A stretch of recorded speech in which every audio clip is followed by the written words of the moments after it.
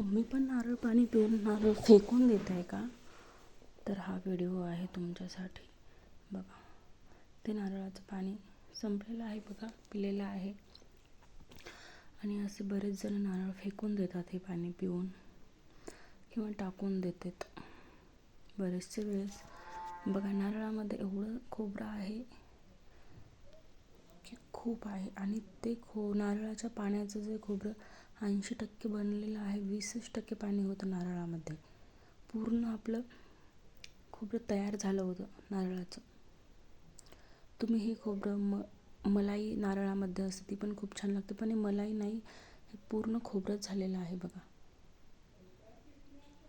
तुम्ही भाजीला टाकू शकता किंवा याचे लाडू पण बनवू शकता.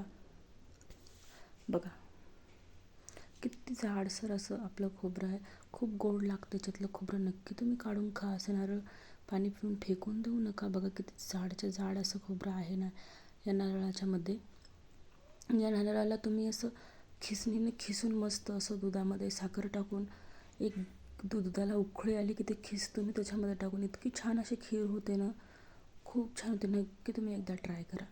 खूप छान खीर होते ह्या मलाईची. खूप छान खीर होते. बघा किती या नारळामध्ये 1 ते 1.5 वाटी खोबरं निघालं. मी काढलं, 1 ते 1.5 वाटी निघालं बघा.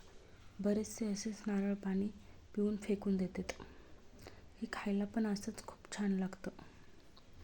आपण भाजीला देखील टाकू शकतो. याची चटणी तर खूप छान लागते. चटणी पण करू शकतो आपण इडलीसोबत, आप्प्यासोबत. आणि असंच आपण स्टोअर पण करू शकतो, फ्रीजमध्ये पण ठेवू शकतो काही दिवस ठेवायचं असेल तर. बघा, किती छान असं खोबरं निघालं आपल्या या नारळामध्ये. बरेचसे जण नारळ पाणी पिऊन फेकून देतात. बघा, किती जाडच्या जाड असं खूप.